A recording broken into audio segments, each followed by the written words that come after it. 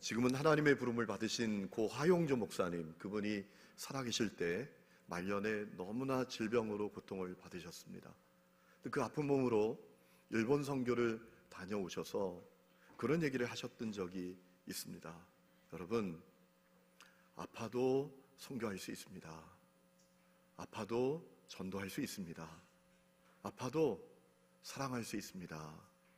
아파도 그 아픈 대로 주님의 일을 할 수 있습니다. 라고 하셨던 적이 있습니다. 여러분, 그가 그렇게 아픈 몸을 이끌고서도 그렇게 사역할 수 있었던 중요한 이유가 있습니다. 그 삶의 목적이 복음이었기 때문인 것입니다. 그는 그의 질병을 삶의 한 과정으로 여겼던 것입니다. 여러분, 우리가 살아가면서 우리 마음이 복잡해지고 우리 삶이 복잡해지는 중요한 이유가 있습니다. 과정과 목적을 혼동하는 것입니다. 과정과 목적을 혼동하는 거예요. 여러분, 바울을 예로 들어볼까요? 바울이 아팠습니다. 치유 역사를 기대했습니다. 그런데 하나님은 그를 치유해 주시지 않았어요. 그가 사역하면서 수많은 사람들을 고쳤습니다. 그런데 정작 자기가 그렇게 사랑했던 자기 아들로 여겼던 제자 디모데, 그리고 자기의 질병은 해결하지 못했습니다. 그렇게 수많은 사람들을 치유함에도 불구하고 말이죠. 그러나 그는 낙심하지 않았습니다. 왜냐하면 그는 삶의 목적이 복음이었기 때문인 것입니다. 그는 자기의 질병도 삶의 한 과정으로 여겼던 것이죠. 여러분, 우리가 살아가면서 과정과 목적을 혼동하지 않는 게 대단히 중요합니다. 제가 이 말씀을 드리는 이유는 출애굽의 목적은 해방이 아니라고 말씀을 드렸어요. 출애굽은 과정인 것입니다. 무엇을 위한 과정이라고 말씀을 드렸나요? 하나님과의 친밀한 관계라는 것이죠. 하나님과의 친밀한 관계라는 목적을 위해서 출애굽은 한 과정이었던 것입니다. 여러분 하나님과의 친밀한 관계를 누리고 계시나요? 우리가 누군가와 친밀한 관계를 누리기 위해서 가장 중요한 것이 뭘까요? 간단합니다. 만나서 함께하는 거예요. 여러분, 만나서 함께하지 않고 어떻게 관계가 친밀해집니까? 우리가 그런 얘기 있죠. 몸이 멀어지면 마음도 멀어지는 거야. 그러니까 만나서 함께해야 관계가 이루어진다는 겁니다. 만나서 함께하면 함께할수록, 함께하는 시간이 길면 길수록 그 관계는 깊어진다는 것입니다. 그렇기 때문에 친밀한 관계를 위해서 가장 중요한 것은 만나서 함께하는 거예요. 여러분, 하나님께서 이스라엘 백성들과 친밀한 관계를 누리기 원해서 명령하신 것이 있습니다. 모세를 시내산으로 불러 올리셔서 40일 동안 시내산에서 그가 거하게 하시면서 하신 말씀이 있습니다. 성막을 만들라는 것입니다. 여러분, 오늘 1절 말씀 보면 그 내용이 나오죠. 여호와께서 모세에게 말씀하여 이르시되 이스라엘 자손에게 명령하여 내게 예물을 가져오라 하고, 8절 보면 내가 그들 중에 거할 성소를 그들이 나를 위하여 짓되 무릇 내가 내게 보이는 모양대로 장막을 짓고 기구들도 그 모양을 따라 지을지니라 라고 했습니다. 성막을 만들라는 것입니다. 자, 8절 보면 내가 그들 중에 거할 성소라는 이 표현을 통해서 성막이 뭔지를 우리가 알 수 있습니다. 성막은 하나님이 거하시는 집이에요. 하나님이 사람에게 찾아오사 사람과 함께 지내는 집이 성막이라는 겁니다. 성막은 쉽게 말하면 이동천막이에요. 그런데 이 성막이 보통 이동천막이 아닙니다. 왜냐하면 하나님이 오셔서 사시는 집이기 때문에 그래요. 보통 집이 아닌 거죠. 하나님이 오셔서 사는 집이니까요. 그래서 이 성막이라는 단어가 히브리어로 미슈칸일입니다. 미슈칸, 번역하면 거처하다 이런 뜻입니다. 하나님이 거하시는 집이라는 거예요. 여러분, 우리 이 성막을 통해서 하나님이 어떤 분이신지를 분명히 알 수 있습니다. 하나님은 이 세상과는 다른 차원이 다른 저 천상의 천상천하 유아 독존처럼 지내시는 분이 아니라 사람 가운데 찾아오신 분이시라는 거예요.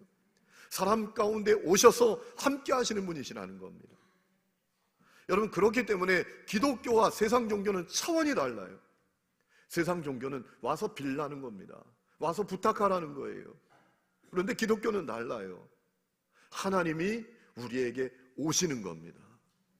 우리가 찾아가기 전에 하나님이 먼저 우리에게 오시겠다는 거예요. 와서 우리와 함께 사시겠다는 것입니다. 여러분, 출애굽기를 읽어보면 이 성막에 대한 내용이 쭉 나오는데, 이 성막에 대한 내용을 보면서 두 가지 특징을 발견할 수 있습니다. 첫 번째는 성막에 대해 말씀하시는 이 분량이 상당히 길다라는 거예요. 출애굽기 25장부터 31장까지, 그리고 35장부터 40장까지 장장 13장이 성막에 대한 내용이에요. 성막을 어떻게 만들 것인지, 그리고 그 성막을 하나님 말씀하신 대로 만들어서 세웠다는 내용이 장장 13장입니다.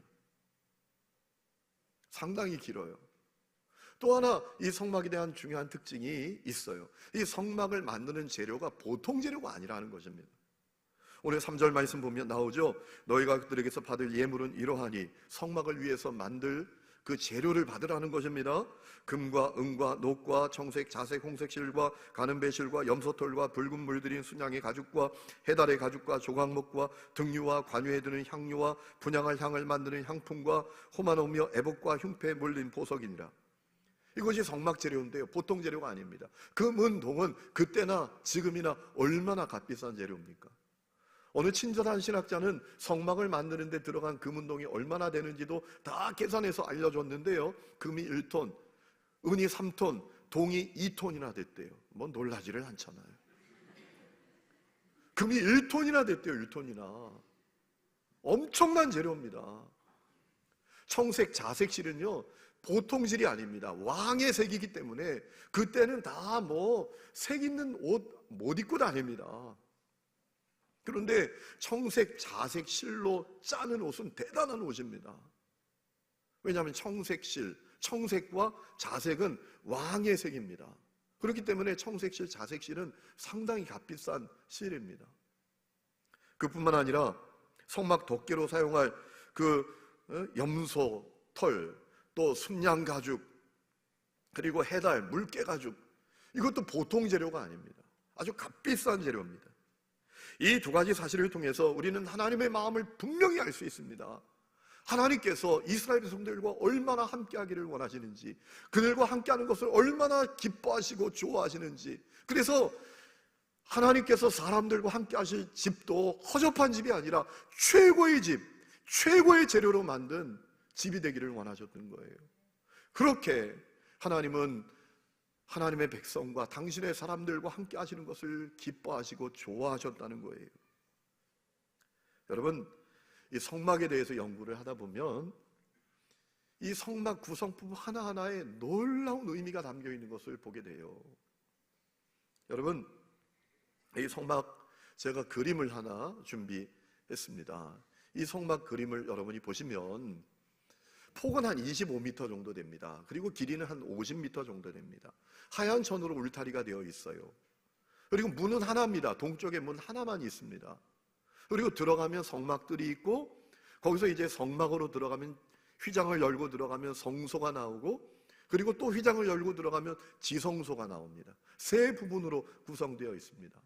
성막들에는 번제단이 있습니다. 하나님께 제물을 드리는 제단, 그리고 물두멍이 있습니다. 제사장들이 자기 손과 자기 발을 씻는 그런 물두멍이 있습니다.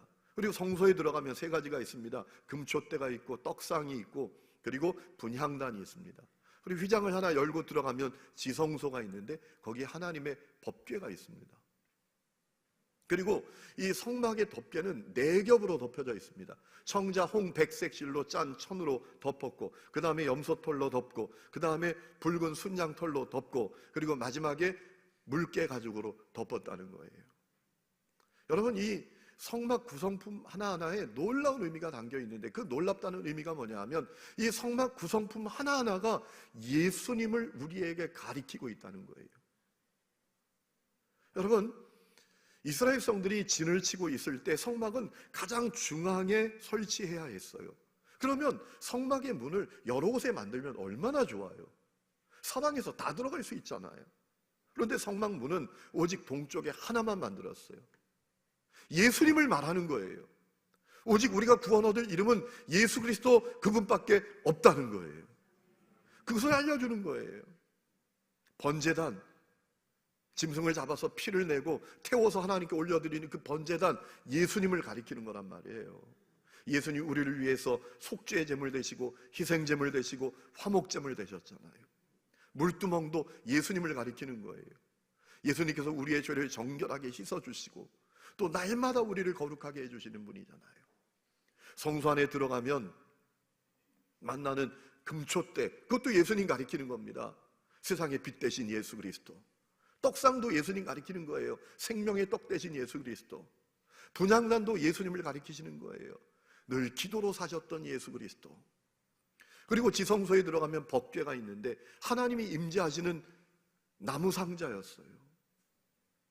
그것도 예수님을 가리키는 거였어요.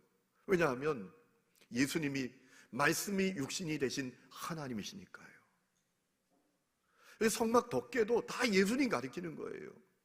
자, 청자, 홍, 백, 색실로 꼬은 천이라고 말했죠. 청색은 생명 되신 예수 그리스도, 자색은 왕 되신 예수 그리스도, 홍색은 고난당하신 예수 그리스도, 백색은 부활하신 예수 그리스도를 가리키는 거예요. 그리고 순양의 염소털로 덮었잖아요. 두 겹은. 그 염소털은 버림받은 예수 그리스도, 아사셀 염소처럼 사람들에게 버림받은 예수 그리스도를 가리키는 거고, 그리고 그 위에 덮었던 붉은 순양의 털은 고난당하신 예수 그리스도를 가리키는 거고, 그리고 마지막에 덮었던 그 물개 가죽은 시커멓게 볼품이 없잖아요. 초라한 예수 그리스도, 흠모할 아무런 아름다운 모습도 없었던 그 예수 그리스도를 가리키는 거란 말이에요. 자, 중요한 것은 왜 하나님께서 성막을 만들라고 하셨는지, 그거 우리가 놓치지 말아야 하는 것입니다. 왜 하나님께서 성막을 만들라고 하셨는가요? 그 중요한 이유가 있습니다. 함께 사시겠다는 거예요. 함께 하시겠다는 것입니다. 그것이 하나님의 뜨거운 열망이에요. 여러분, 하나님께서 얼마나 하나님의 백성들과 함께 하기를 원하셨는지요. 출애굽기 40장에 보면 이스라엘이 성막을 만들자마자 하나님께서 영광 가운데 그 성막에 충만하게 임재하셨다라고 했어요. 여러분이 성경을 찾아가서 집에 가서 찾아보세요. 시간 관계상 다 찾아올 수가 없어요.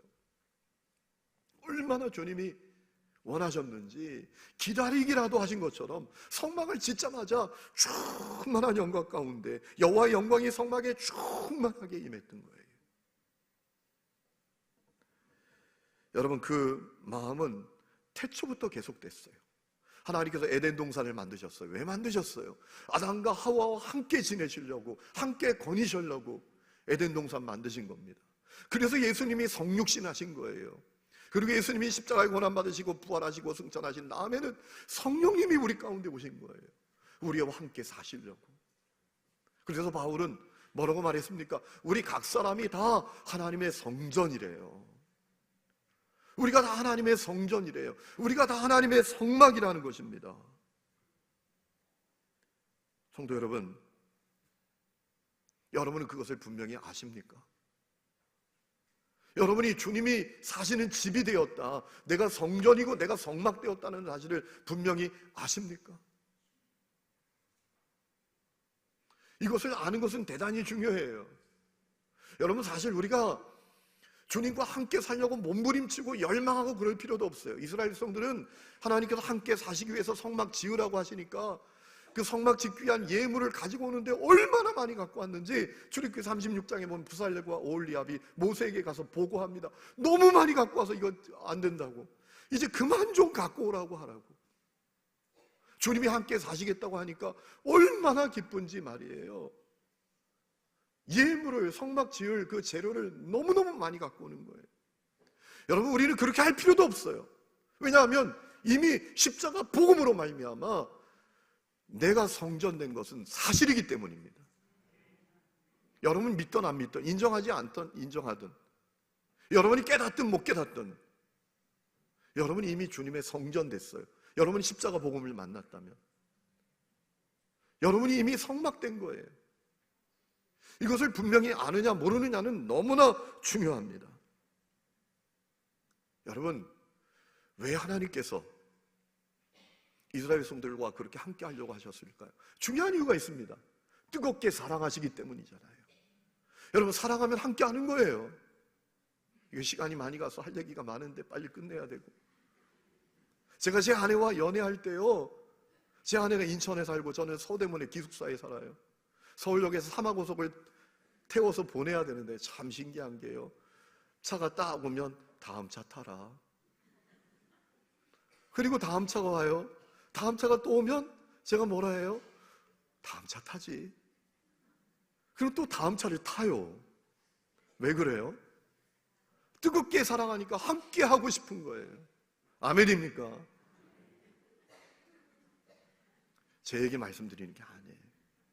하나님 왜 이스라엘 백성들과 그렇게 함께 하려고 하셨을까요? 사랑하니까. 그리고 사람은 하나님 없이 살 수 없으니까. 하나님 없는 인생은 아무것도 아니니까. 하나님 없는 인생 빈그물에 불과하니까. 여러분, 사람은 하나님 없이 살 수가 없어요. 하나님 없는 인생은 아무것도 아닙니다. 그래서 하나님께서 함께 살려고 하셨던 거예요. 하나님을 만나지 못한 인생은 결정적으로 불행합니다. 영적으로 고아와 같습니다. 하나님을 만나야 죄 문제 해결받습니다. 하나님 만나야 영이 사합니다. 하나님을 만나야 험한 세상도 이길 수 있습니다. 하나님을 만나야 인생의 목적과 의미도 발견하게 됩니다. 하나님을 만나야 내가 얼마나 가치 있는 존재인지도 깨닫게 됩니다. 여러분, 사실 성막이 그 비싼 재료로 만들었다고 해도 사실 성막은 아무것도 아닙니다. 법궤만 해도, 법궤가 뭡니까? 나무 상자입니다. 나무 상자. 그것도 아주 하찮은 나무예요. 아카시아 나무 조각목으로 만든 상자가 법궤입니다. 그런데 그 법궤가 너무나 가치 있었어요. 다윗은 왕이 되자마자 그 법궤가 자기 성으로 오기를 얼마나 사모합니까? 이스라엘 백성들은 전쟁이 터졌을 때, 전쟁하러 나갈 때 제사장들이 맨 먼저 법궤를 메고 나갑니다. 왜 그렇게 법궤가 가치 있는 것입니까? 하나님이 거기 임재하시니까. 여러분, 하나님을 만나야 내가 얼마나 가치 있는 인생인지도 깨닫게 되는 거예요. 하나님이 나와 함께 하시잖아. 그 사실을 깨닫고 내가 얼마나 가치 있는 인생인지도 발견하게 되는 거예요. 성도 여러분, 우리의 가치는 사실 별 볼 일 없어요. 그렇죠? 뭐 우리가 얼마나 대단합니까? 아무것도 아니에요, 사실. 여러분, 가만히 보세요. 뭐 대단한 사람 같아 또 죽으면요, 그 사람 없어도 세상 잘 돌아갑니다. 여러분이 우리 교회 뭐 대단하다고 생각하는 분이 계세요? 보세요. 여러분 없어도 내일 우리 교회 잘 돌아갑니다. 인간은 오직 하나님이 함께 하실 때 가치 있는 존재가 되는 줄로 믿습니다. 우리의 가치는 하나님의 함께 하심으로 가치 있어지는 거예요. 그래서 하나님이 함께 해주시겠다는 거예요. 여러분, 이것을 우리가 알아야 돼요. 그것을 향한 믿음이 그저 지식, 관념, 교리 덩어리가 아니라 실제의 믿음이 되어야 합니다. 그러면 우리의 삶이 달라져요. 우리 존재도 달라져요. 문제를 대하는 태도, 고난에 대하는 태도도 달라집니다. 한 번뿐인 인생, 주님이 나와 함께 하시기 때문에 존귀하게 살려고 몸부림칩니다. 때로는 문제가 있고 어려움이 있어도 절망하지 않아요. 내가 주님의 성전이잖아. 내가 주님의 성막됐잖아. 주님이 나와 함께 하시잖아. 이것이 나를 당당하게 만듭니다. 오늘 새벽에도 일어나서 벌떡 일어나서 기도하는데 그런 기도가 저절로 나와요. 하나님, 어떡하시려고 나 같은 거 나같이 못나고 부족하고 배경도 없고 백도 없고 아무것도 아닌 나 같은 사람을 택하셔서 이 거대한 하늘님 교회의 이 공동체에, 이 배에 일꾼으로 저를 세우셨습니까? 하나님 어떻게 하시려고? 제 자신을 보면 희망이 없어요. 부족해요. 연약해요. 능력도 없어요. 그때 주님이 그런 마음을 주시더라고요. 내가 너와 함께 하잖아. 내가 너와 함께 하잖아. 그것이 저에게 위로가 되고 용기가 되었어요. 여러분, 바울이 고린도후서 4장에 보면 그 고백을 하잖아요. 내가 질그릇인데 보배가 내 안에 있다. 그죠? 보배가 있잖아요. 그래서 뭐라고 고백합니까? 사방으로 우겨쌈을 당해도 쌓이지 않고, 답답한 일을 당해도 낙심하지 않고, 박해를 받아도 버림받지 않고, 거꾸로 뜨림을 당해도 망하지 않는다. 이 고백이 어떻게 나왔을까요? 나는 질그릇이에요. 그런데 보배이신 주님이 내게 오셨어요. 함께 하셨어요. 내가 주님의 성전이에요. 내가 주님의 성막되었어요. 이 믿음이 그런 고백을 가능케 했던 것이죠. 여러분, 오늘 우리 삶이 절대로 쉽지 않습니다. 우리가 살아가는 세상이 절대로 호락하지 않아요. 호락호락하지 않아요. 만만하지 않아요. 정말 쉽지 않아요. 이 바울의 고백, 우리에게 너무나 절실하게 요청되는 시대를 살고 있어요. 내가 주님의 성전이다. 나는 주님의 성막되었다라는 이 믿음의 고백이 너무나 절실한 시대를 우리가 살아가고 있어요. 여러분, 저는 우리 하늘님 교회 성도들이 내가 주님의 성전이요 성막되었다는 그 분명한 사실을 아는 역사가 있기를 주의 이름으로 축원합니다. 그리하여 흔들리지 아니하고 당당하게 승리하는 성도들 될 수 있기를 주의 이름으로 축원합니다.